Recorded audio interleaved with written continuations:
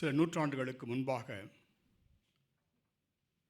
வெளிநாடுகளிலிருந்து அருட்பணியாளர்கள் இந்திய தேசத்துக்கு அதிகமாய் வந்து கொண்டிருந்த காலம். இப்படி வந்தவர்களிலே பலர் மனதளவில் பாதிக்கப்பட்டார்கள், உணர்வுகளில் அதிகமாய் தாக்கப்பட்டார்கள்.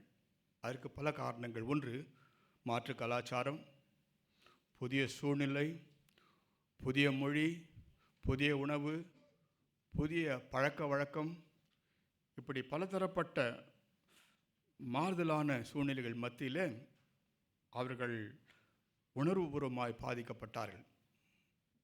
அவர்களுக்கென்று சிகிச்சை மையங்கள் பல ஏற்படுத்தப்பட்டன. வட இந்தியாவில் நம்பிக்கையூட்டும் காரியம் என்னவென்றால், மனதளவிலே அவர்கள் பட்ட பாதிப்பு அவர்களை நாசமாக்கி விடவில்லை. அந்த நிலைமையிலிருந்து அவர்கள் திரும்ப மீண்டு வந்து பல ஆண்டு காலம் கர்த்தருக்கென்று ஊழியம் செய்தார்கள். God's people do go through depressions. That's a reality of life. All of us have gone through it in one way or other. King David was not an exception to.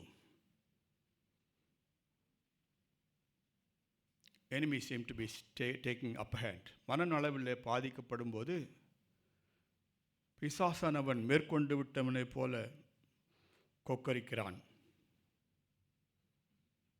பாதிக்கப்பட்ட மனிதன் ஆபத்தில் இருக்கிறதை உணர்கிறான். சிலர் தற்கொலைக்கு கூட முயற்சி செய்கிறார்கள், நமக்கு தெரியும்.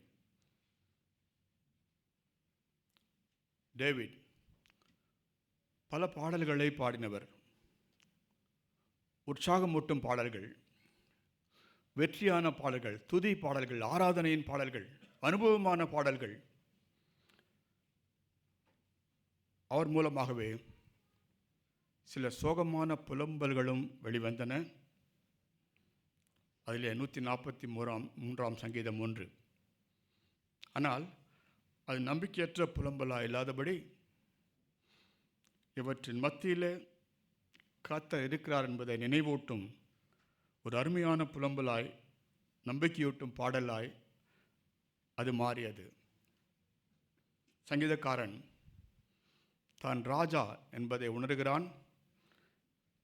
அதே நேரத்தில் உமது அடியான் என்பதை உணர்கிறான். 12ஆம் வசனத்தில், நான் உமது அடியேன், கர்த்தாவே என் கர்த்தாவே என்று சொல்லும்போது, நீர் என் அதிபதி, எல்லாவற்றுக்கும் மேலானவர், நான் உமது அடியேன். இங்கே உட்கார்ந்துருக்கிற பலருக்கு அந்த ரெண்டுலேயும் பிரச்சனை இருக்காதுன்னு நினைக்கிறேன், இல்லையா? நாம் எல்லாருமே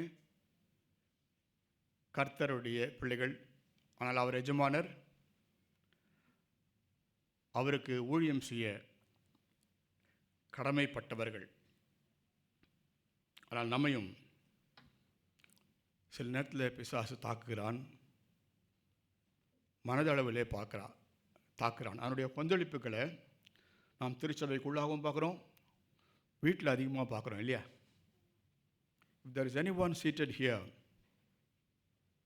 with an emotional turmoil this morning, I don't know why Pastor chose this wonderful song. I think it's for you, it's for me.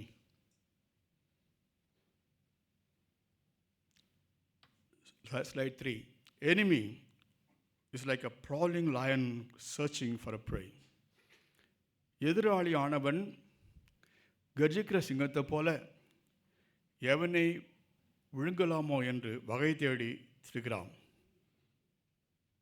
அப்படி என்ற தாக்குதலின் வலையிலே விழுந்தவர் தான் தாவீது. ஆனால் யார் அந்த சத்ரு என்பதை அவர் தெளிவாய் குறிப்பிடவில்லை. எதிராளி தந்திரமானவன், காணக்கூடிய விதத்தில் சில நேரத்தில் கிரியை செய்கிறான், காணக்கூடாத விதத்திலும் அவன் மறைந்திருந்தும் கிரியை செய்கிறான். ஆனால் அவன் ஆத்மாவை தாக்குகிறான். அதுதான் அபாயம். Sometimes we can endure the physical pain, but the emotional turmoil உள்ளான அந்த போராட்டத்தை சில நேரத்தில் நம்மளால் வெளியே சொல்ல முடியவில்லை. நாம் எல்லாருமே அந்த தாக்குதலுக்கு இரையாகி விடுகிறோம். Is a dangerous enemy. எதிராளி ஆபத்தானவன் என்பதை நாம் உணர்ந்து கொள்ள வேண்டும். சில நேரங்களில் சும்மா கத்தனா போயிடுவான்னு நினைக்கிறோம் இல்லையா? ஒருத்தர் சொன்னார் என்கிட்ட, பாஸ்டர், கை தட்டினால் பிசாசு ஓடி விடுவான், அவனை இழிச்ச வாயினா இல்லை, அவன் தந்திர அனுபவம் மிகுந்தவன், முன்னையும் என்னையும் காட்டிலும் அனுபவம் மிகுந்தவன். அபாயகரமான எதிரி ஒரு முனை தாக்குதலில் பலமுனை தாக்குதல் அவன் கட்டாயம் செய்வான். Next slide. எதிராளியானுடைய அந்த தந்திரத்தை நாம் அறிந்து கொள்ள வேண்டும், புரிந்து கொள்ள வேண்டும். அவனை எளிதாய் நாம் எடுத்து கொள்ளக்கூடாது. த சோல், ஆத்மான்னு சொல்கிற அந்த பகுதி நம்முடைய உணர்வுகளினுடைய இருப்பிடம், இருக்கை, உணர்ச்சிகளின் சிங்காசனம் அது. ஆனால் இன்னொரு அர்த்தம் என்னவென்றால் அது வாழ்க்கை இல்லை உயிர். அவன் அந்த ஆத்மாவை தாக்கும்போது என்னுடைய உயிரையே தாக்குகிறான், என்னுடைய உயிரூட்டத்தை அவன் தாக்குகிறான், என்னுடைய உணர்வுகளை அவன் தாக்குகிறான், என் வாழ்வையே அவன் தாக்குகிறான். வெளிப்படையான தாக்குதல் அல்ல, உள்ளான தாக்குதல். இந்த தாக்குதலினாலே காயப்பட்டவள் என்று உட்கார்ந்து கொண்டு இருக்கக்கூடும். You are emotionally attacked, wounded.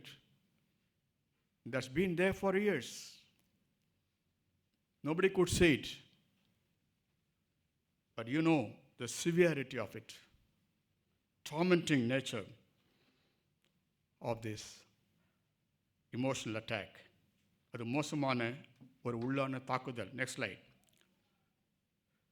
சங்கீதக்காரன் சொல்லும்போது எதிராளியானவன் என்னை தொடர்ந்து தாக்கினான் என்று சொல்லும்போது, என் ஆத்மாவை தொடர்ந்து தாக்கினான் என்று சொல்லும்போது, இன்னும் ஒரு மொழிபெயர்ப்பில் there was an emotional persecution. என்னுடைய உணர்வுகளை துன்புறுத்தினான். Very costly.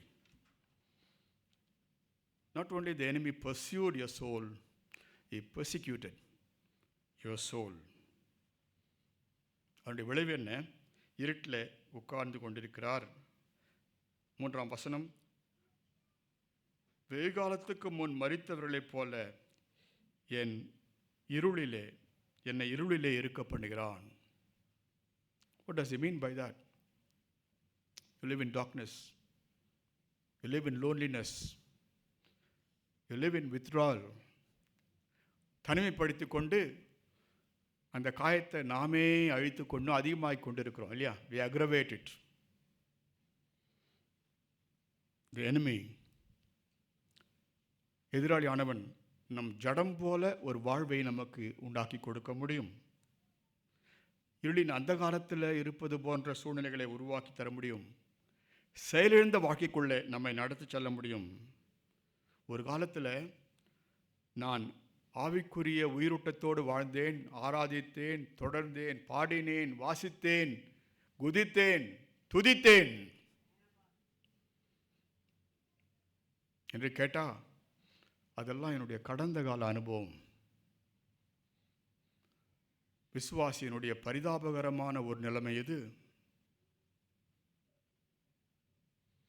Your past successes, your past victories, your past experiences have become null and void because of the vitality that's gone. Emotional persecution is damaging,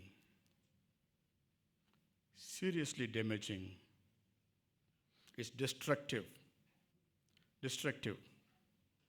tormenting experience. நசுக்கி விட்டான், பாருங்க, என் பிராணனை தரையோடு நசுக்கினான். He crushed. He was pressed on all sides. That's what depression does. It's not one side. It oppresses and suppresses you from all direction. You are reduced to nothing. அப்படி தாக்கப்பட்டதினால நான் ஒன்றுமில்லாதவனாய் மாறிவிட்டேன். ராஜாதி ராஜா, நான் குகையிலே இருப்பது போல இருட்டிலே அடைபட்டு கிடக்கிறேன். சங்கீதக்காரனுக்கு இந்த அனுபவம் உண்டு. சவுல் ராஜா அவரை துரத்தி கொண்டே இருந்தபோது குகையிலே அடைக்கலம் தேடினார். அப்சலோம் துரத்தின போது குகைக்குள்ளே ஓடி ஒளிந்து கொண்டு விட்டார். எலியா ஒரு தடவை ஓடினான். ஓடி ஓடி ஓடி ஓடி எங்கே போயிட்டான்? இருட்டில் போய் உட்காந்துட்டான். சம்டைம்ஸ் நமக்குள்ளே நம்மளே சொல்லிட்டோம், பரவாயில்ல, நான் நல்லா தான் இருக்கிறேன், தனிமையாக இருக்கிறதே நல்லா இருக்குது இல்லையா? That's a dangerous zone for a believer. You may think it's a comfort zone, living in a cave-like life.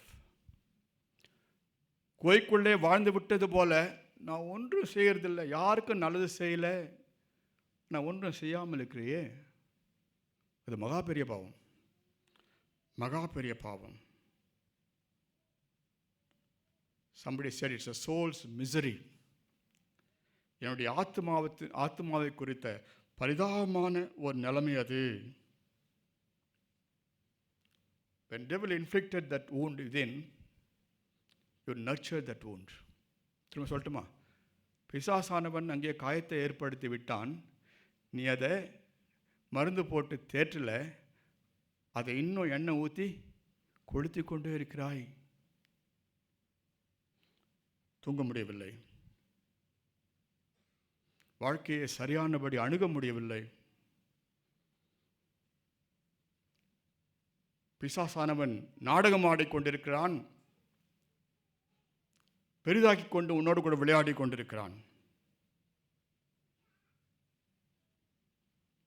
Dark places are not healthy places for God's people.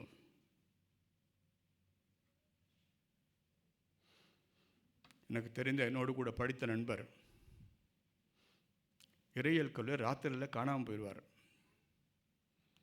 எங்கே போனான்னா இருட்டில் போய் ஜெபம் பண்ணுன்னு சொல்லுவார். நான் சொன்னேன், தட் இஸ் டேஞ்சரஸ். நம்முடைய ஆண்டவர் வெளிச்சத்தின் ஆண்டவர். That fellow has ruined his life.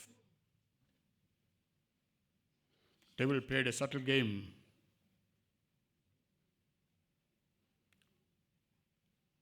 Where are you sitting now? You may appear to be sitting in the light today.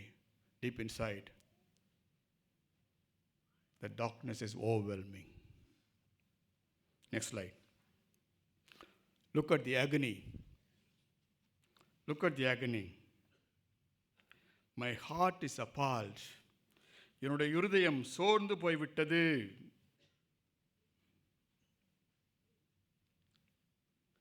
சங்கீதக்காரன் சொன்னார் ஒரு முறை,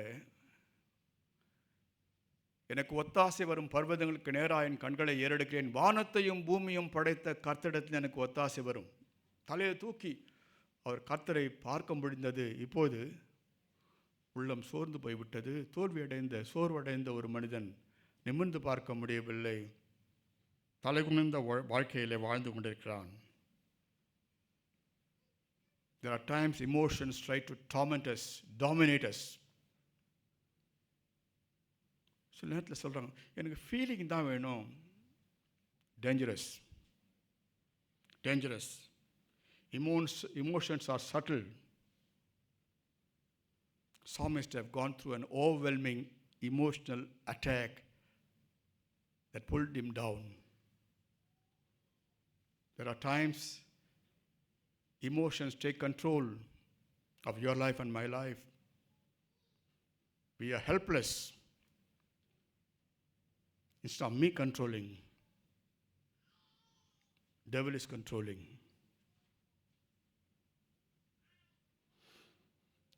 என்னுடைய கிறிஸ்தவ காலத்தின் ஆரம்ப காலகட்டத்தில், கிறிஸ்தவ வாழ்க்கையினுடைய ஆரம்ப காலகட்டத்தில்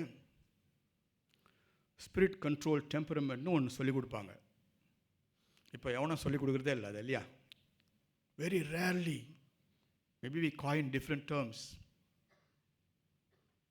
ஆண்டவருடைய பிள்ளைகள் தங்களுடைய உணர்வுகளை கட்டுப்பாட்டுக்குள்ளே வைத்திருக்காவிட்டால் தந்திரமான பிசாசு நம்மை அழித்து போட இன்னும் முயற்சி செய்து கொண்டே இருப்பான். Psalmist was a discouraged person. சங்கீதக்காரன் ரொம்ப சோர்வடைந்த நிலைமையில், உதவியற்ற நிலைமையில் அவன் வாழ்ந்து கொண்டிருக்கிறான். குழியில் இறங்குவது போல ஒரு நிலைமை அவனுக்கு. It is a point of death. பள்ளம், குழி, மரணத்தினுடைய ஒரு அனுபவம். He was at the verge of fall. Better wake up. Better wake up. Don't try to justify நம்முடைய உணர்வுகளின் பாதிப்புகளை நானே எனக்குடைய காரண காரியங்களை சொல்லிக்கொண்டு உட்கார்ந்து கொண்டிருக்க வேண்டாம். The first thing that happens to some of us is to cut the fellowship, to stop ministering, stop reading the Bible, stop singing, stop attending the worship services. அன்றைக்கி அருமையான சலோமி சொன்னாங்க பார்த்தீங்களா, ஞாயிற்றுக்கிழமை அது வேலை இல்லாத நிப்பாட்டாங்க. யார் கதவை தட்டினது? ஜெகோவா விட்னஸ்காரன் கதவை தட்டினான். Right? Many people succumb. Many people succumb. Emotions, literally speaking, are wonderful feelings God has given to us. நல்ல நினைவுகள், உணர்வுகளை ஆண்டவர் நமக்கு கொடுத்திருக்கிறார். சொன்னார், emotions are gifts from God. உணர்வுகள் கடவுள் நமக்கு கொடுத்திருக்கிற ஒரு வரம். அதை சரியான விதத்திலே நாம் வெளிப்படுத்துவதற்கான வாய்ப்புகளை ஆண்டவர் தந்திருக்கிறார். அதை சரியானபடி கையாளாவிட்டால் பிசாசானவன் நம்முடைய வாழ்விலே ஆதிக்கம் செலுத்த ஆரம்பித்து விடுவான். அப்படி நாம் கட்டுப்படுத்த தயங்கிய போது இமோஷன்ஸ் கண்ட்ரோல் அவர் டெசிஷன்ஸ் டூ. திரும்ப சொல்லட்டுமா? நம்முடைய ஃபீலிங்ஸ் நம்ம கண்ட்ரோல் பண்ணலைன்னா இந்த ஃபீலிங்ஸ் நம்முடைய தீர்மானங்கள், நாம் எடுக்கிற முடிவுகள், இவைகள் எல்லாமே சிதைத்து விடும். That's how people succumbed to emotional struggles. அப்படித்தான் அநேகர் உணர்ச்சிகளுக்கு அடிமையாகி விழுந்து போனார்கள். Next slide. There was a pathetic cry of a godly man, but he was crying for mercy. ஆண்டவரே, உமது நீதி நிமித்தம் உமது உண்மையின் படி எனக்கு உத்தரவு அருளி செய்யும். நான் என்னுடைய காரண காரியங்களோடு உமக்கு முன்பாய் வந்து நிற்கவில்லை. ஆண்டவரே, உம்முடைய நீதி, உம்முடைய நியாயம், உம்முடைய உண்மை, ஆண்டவருடைய உண்மையிலே, ஆண்டவருடைய நீதியிலே, ஆண்டவருடைய நியாயத்தில் எப்போதுமே கிருபைக்கும் இரக்கத்திற்கும் இடமுண்டு. அவர் சொன்னார், நான் இருந்தபடியே வந்தாலும் என்னை நியாயப்படுத்தி கொள்ள வரவில்லை. நான் தவறு செய்து விட்டேன், வந்து நிற்கிறேன் ஆண்டவரே. ஆத்ம சஞ்சலம், ஆத்ம இக்கட்டுகள் உள்ளத்திலே வலியையும் வேதனையும் ஏற்படுத்தக்கூடும். அதிலிருந்து வெளிவர துணிந்து விட்டது தான் நல்லது. ஒரு மனிதன் அவனுடைய மேன்மையை வெற்றிகளிலே மாத்திரம் வைத்திருப்பதல்ல. That's the danger. கடந்த கால வெற்றிகளினுடைய சரித்திரங்களை நான் பார்த்துவிட்டு நான் நல்லவன் சொல்லி எனக்கு தோல் தட்டி கொள்கிறேன். நிகழ்காலத்தில் ஏற்பட்ட கஷ்டமான சூழ்நிலைகளை நாம் சரி செய்து கொள்ள தவறிவிடுகிறேன். யாரிடத்தில் செல்வோம்? எங்கே போவது? வெட்கம், தலைகுனிவு, என் மானம் போய்விடுமோ என்ற எண்ணம். அதனால யார்கிட்டையும் போக மாட்டேன், ஆண்டவரோட போக மாட்டேன், ஆண்டவர்கிட்ட போக மாட்டேன். வருவதற்கான வாய்ப்பு, ஆண்டவர் கொடுத்த உறவு, நமக்காக சிந்தின ரத்தம், சிலுவை, இதெல்லாம் நம்ம மனசில் வர்றதே கிடையாது. பைத்தியக்காரனை போல சுற்றி கொண்டிருக்கிறேன். This is a pathetic condition. But he knew whom to go. யாரிடத்தில் செல்ல வேண்டும் என்று அவன் அறிந்து வைத்திருந்தான். கைகளை விரித்தவனாய் வந்திருக்கிறான். என்ன அர்த்தம்? He took refuge in God. கடவுளை அடைக்கலம். ஆண்டவரே, நீ உதவி செய்யவில்லை என்றால் நான் அதோகதி, பள்ளத்தில் விழுவதற்கான இடம் இருக்கிறது, நான் குழியிலே இறங்குகிறவர்களுக்கு ஒப்பாகாதபடி உமது முகத்தை எனக்கு மறையாதையும். That was the urgency of this man of God, that he came to God with all urgency. இல்லை என்றால் நான் என்னுடைய ஆவிக்குரிய உயிரூட்டத்தை அழித்து கொள்ளும் அபாயம் இருக்கிறது. Come to God today. வாருங்கள். இந்த காலத்தில் ஆண்டவர் அடைக்கல பட்டணங்களை இஸ்ரவேல் மக்களுக்கு ஏற்படுத்தி கொடுத்திருந்தார். குற்றம் செய்த, இல்லை தெரியாமல் யோசிக்காமல் ஒரு குற்றம் செய்து விட்டான் ஒருவன், இல்லை ஆத்திரத்திலே குற்றம் செய்து விட்டான், அவசரத்திலே செய்து விட்டான், பொல்லாத யூத மார்க்கத்தினர் உடனே கல்லெடுத்து கொல்ல விரும்புவார்கள். சட்டத்தை கையில் எடுத்துக் கொள்வார்கள். இரக்கத்திற்கு இடமே இல்லை, விசாரிப்பதற்கு இடமே இல்லை. அதனால் அவனா செய்வான், தன்னை காப்பாற்றி கொள்ளும்படியாக தேவாலயத்தில் ஓடி அந்த கொம்பை பிடித்து கொள்வான். It's a mercy seat. இரக்கத்தினுடைய இருப்பிடம் அது. இல்லை என்றால் தூரத்தில் இருக்கிறவன் அடைக்கல பட்டணங்களுக்குள்ளே ஓடுவான், உயிரை கையில் பிடித்து கொண்டு ஓடுவான், எல்லா அவசரத்தோடும் ஓடுவான். ஆவிக்குரிய தாக்கங்கள் வரும்போது இந்த அவசர நிலைமை நமக்குள்ளே உணரணும். Don't relax. Don't wait for a revival meeting to come in. Immediate.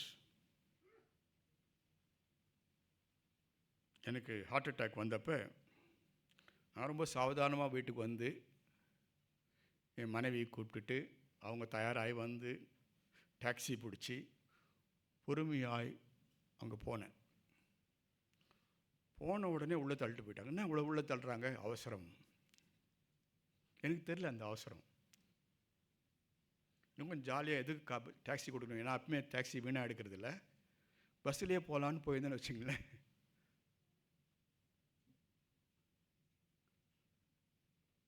Friends, don't play with your life. Don't play with your emotional struggles. You are in a danger zone. Answer me quickly, my spirit fails, was the David's cry.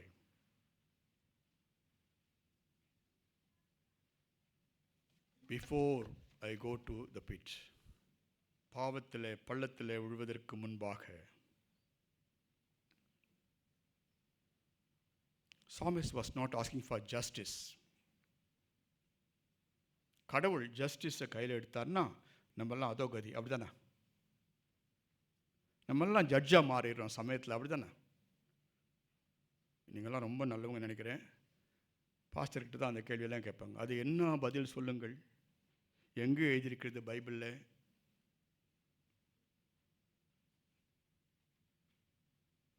நான் சொன்னேன் ஒரு நாள் ஒரு ஆள்கிட்ட, பைபிளில் rule, Methodist சர்ச்சில் ரூல்லாம் எனக்கு தெரியாது, ஒரு ரூல் தெரியும், ஆண்டவர் கொம்பு எடுத்தார்னா நம்ம காலி. நீதியின்படி நம்மை டீல் பண்ண முயற்சி செய்தால் எல்லாரும் காலி. அப்போ எப்படி போகிறோம் நம்ம கடவுள்கிட்ட போகும்போது? கைகளை விரித்தபடி இரக்கத்தை நாடி கெஞ்சுகிறோமே. appealing for mercy is very important. His mercies are new every morning. His cross is inviting us. His arms are stretched forth. நாம் கைவிரிச்சு போகும்போது அவர் கரம் விரித்து நம்மை ஏற்றுக்கொள்கிறாரே, எவ்வளவு அருமையான ஆண்டவர். When God is available, when God is willing, when God is inviting, why do we isolate ourselves and suffer?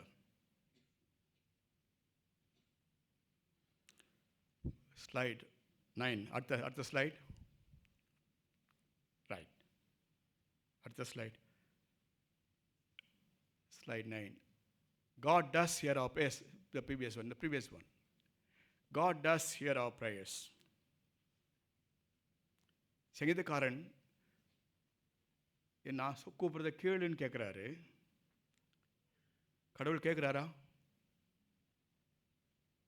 சில பேர் காட்டு கூச்சல் போடுவாங்க, தப்பு இல்லை. ஆனால் யாராவது சொல்லுவான், நீ கூப்பிடுற சத்தம் கூரைக்கு மேலே போகாது இல்லையா? நீ உள்ளுக்குள்ளே சத்தம் போட்டாலும் ஆண்டவர் கேட்டுன்னு இருக்காருங்க. பெருமூச்சை கேட்குறாரா இல்லையா? ஆற்றாமை அறிந்த ஆண்டவர், என் உள்ளத்தின் உணர்ச்சிகளை புரிந்து கொண்ட ஆண்டவர், நமக்காக வேண்டுதல் செய்யும் அருமையான பரிகாரி. நான் வேண்டிக் கொள்வது என்னதென்று வாயின் வார்த்தைகளினாலே சொல்ல முடியாத போது என்னுடைய பெருமூச்சின் பலுவை அறிந்த கடவுள் கேட்கிறார். God does hear my prayer and your prayer. Even the seat where you are seated today will be a place of prayer. எங்கே ஓட வேணாம், இப்போதே கேள் ஆண்டவர்கிட்ட. Because you are in a danger zone. Don't postpone. நீ தூரமா இல்லை, இருப்பது போல தெரியும். சங்கீதக்காரன் 40 சொல்றாரு, நான் கர்த்தரிடமாய் கூப்பிட்டேன், அவர் என்னிடமாய் சாய்ந்து என் கூப்பிடுதலை கேட்டார். எந்த அளவுக்கு சாஞ்சாரு? நீ எவ்வளவு கீழே இருக்கிறியோ அந்த அளவுக்கு வருகிறார். பாதாளத்தில் படுக்கை போட்டாலும் அங்கே இருக்கிறேன் என்று சங்கீதக்காரன் சொன்னாரு. உண்மைதானே? So what does he mean by that? David sought divine intervention because no human can help you. The therapies, the counselings, all needed, but at times nothing helps, right? As a counselor, I find it difficult sometimes to deal with people because ஒரு மணி நேரம் செலவழிச்ச உடனே நான் சொன்னது எதுவுமே காதில் உள்ள போயே இருக்காது. 100 sermons you listen, no use, but you pray to God. God listens to your prayers. What you and I need is a divine intervention. தெய்வீக குறுக்கீடு நம்முடைய வாழ்க்கையில் கட்டாயம் தேவை.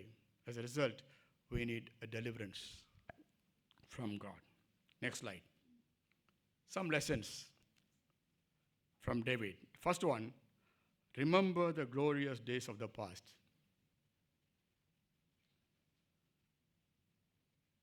பூர்வ நாட்களை நினைக்கிறேன்.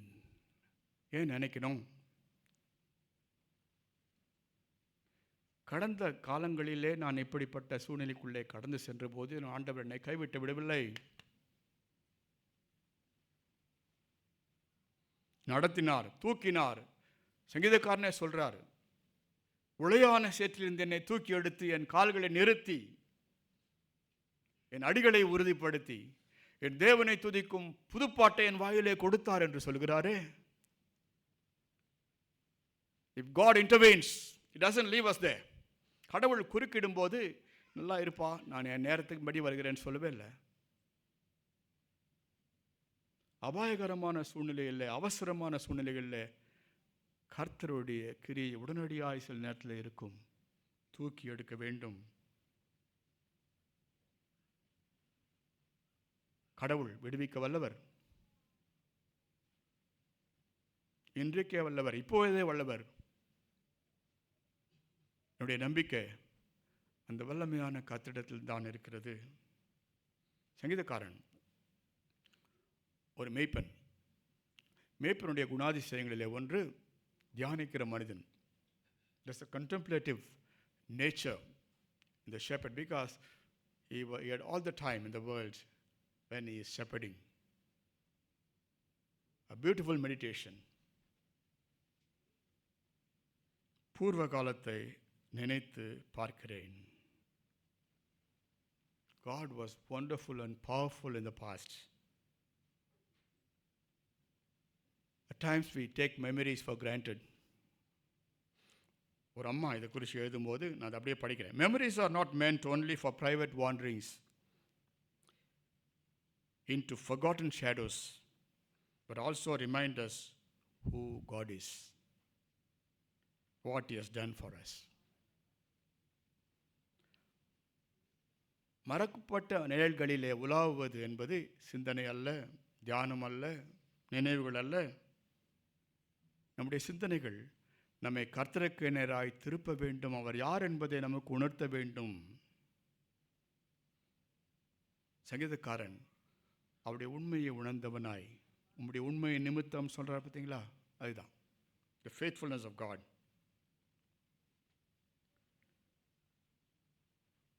கிறிஸ்தவ வாழ்க்கையில் போராட்டங்கள் ஒவ்வொரு காலகட்டத்திலும் நமக்கு எல்லாருக்கும் இருக்கிறது. சில நேரங்களிலே நான் ஆண்டவருக்கு உண்மையாய் இருக்க தவறினேன். பாஸ்டர் ஜெபம் பண்ணார், உண்மையாக இருந்திருக்கணும். இல்லை, இப்போ ஆண்டவர் கோச்சிட்டு போவே இல்லையே. நான் உண்மை இல்லாதிருந்த போதும் அவர் உண்மை உள்ளவராகவே இருந்தார். Our meditation should help us to remember the faithfulness of God. A fresh look again. திரும்ப கர்த்தரை நோக்கி பார்க்குங்களேன். ஏன் இங்கே வெறும் சவுத்தை பார்த்துட்டு இருக்கிறீங்க? வெறும் சவுத்தை பார்த்தா ஒன்றும் தெரியாது, வெள்ளை தான் தெரியும். At times we look for magics, miracles.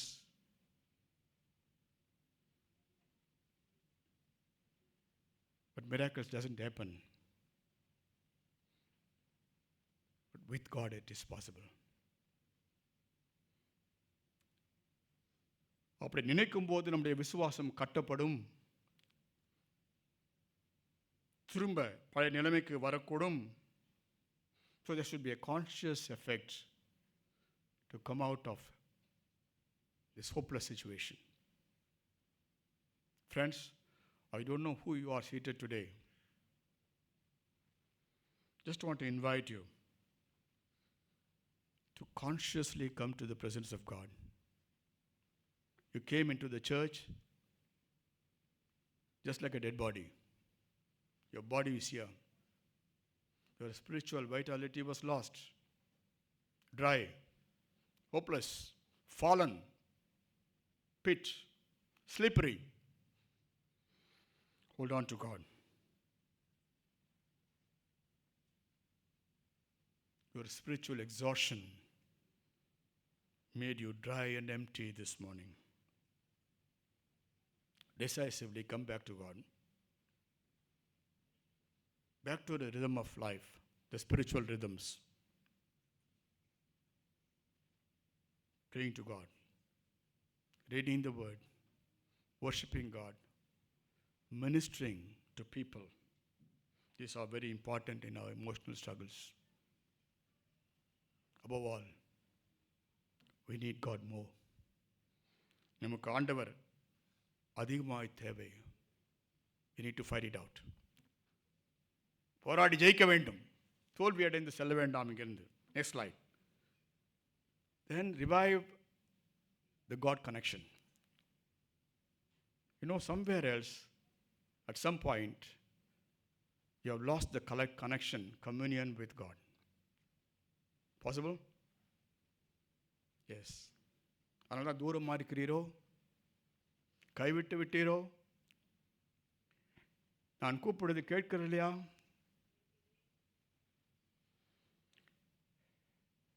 Revive. to God connection. Back to God, back to life, back to walk. What was David longing for? A spiritual nourishment, refreshment in God.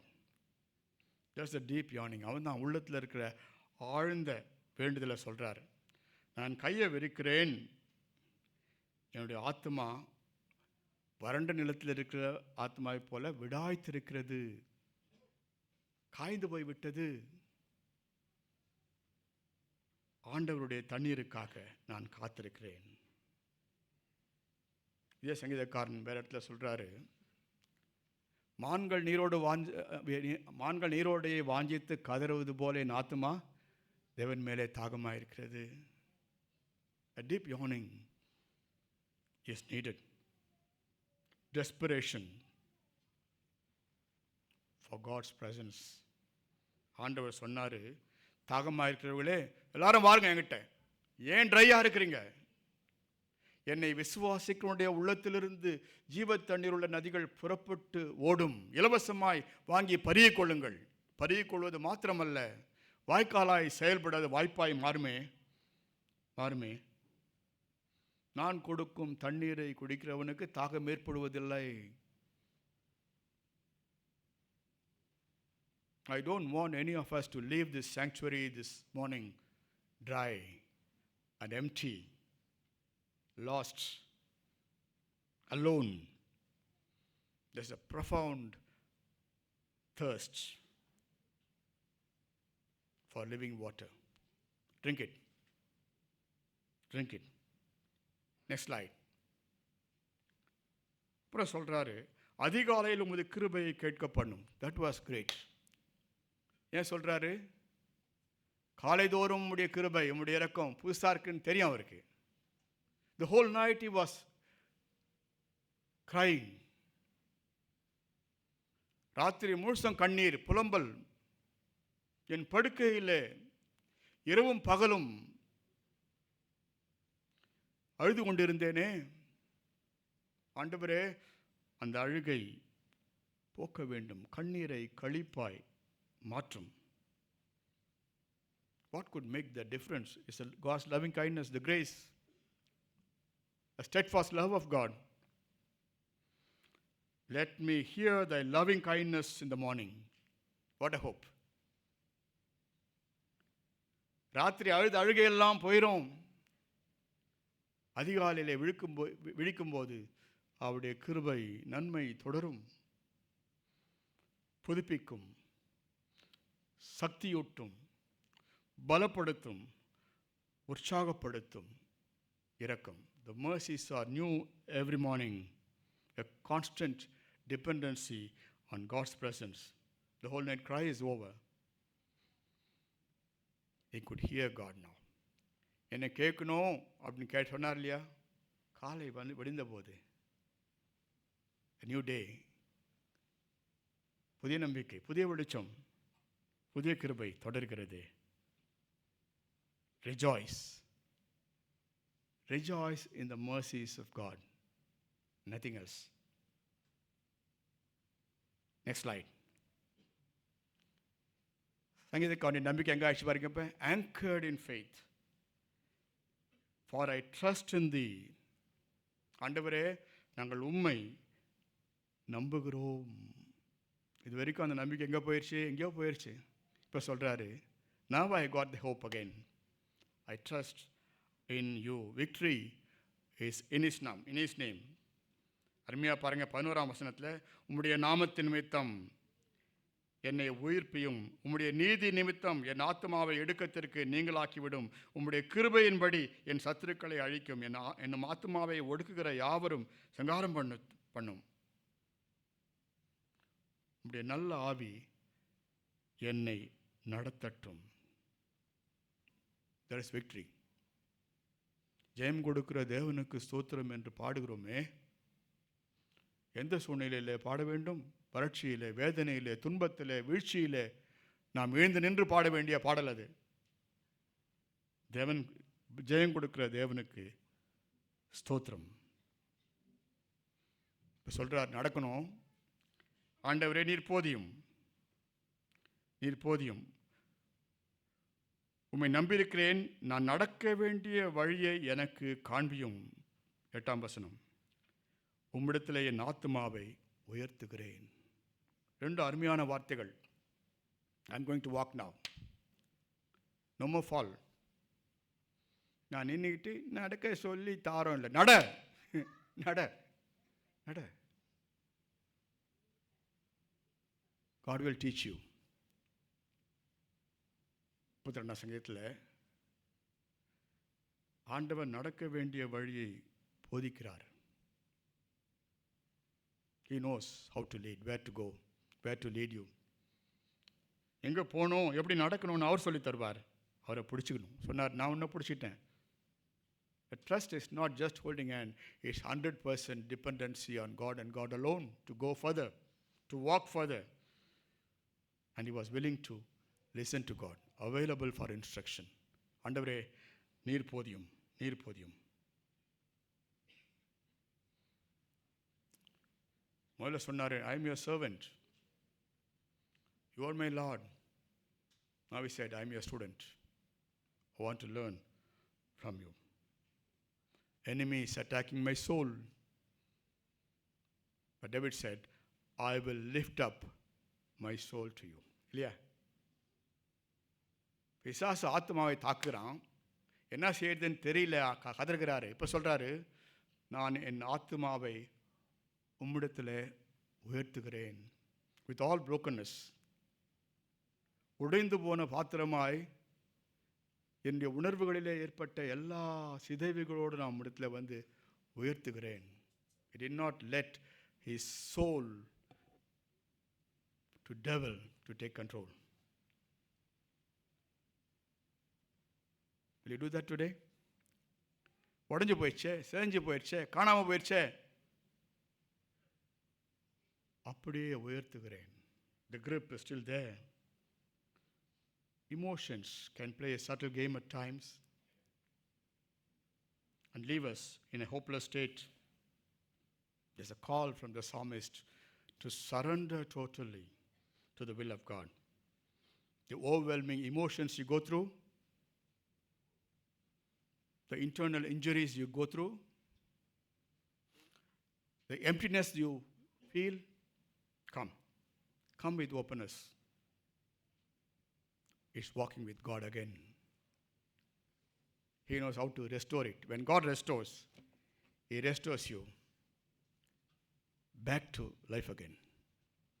ஆண்டவர் திரும்ப சேர்க்கும்போது பலனுள்ள வாழ்வுக்கென்று நம்மை திரும்ப உருவாக்கி பயன்படுத்த முடியும். Will you pray with me when the choir sings? Choir wants to sing a song today, very beautiful song. I only suggested, Unto Thee, O Lord. இது ஒரு ஜெப பாடல்.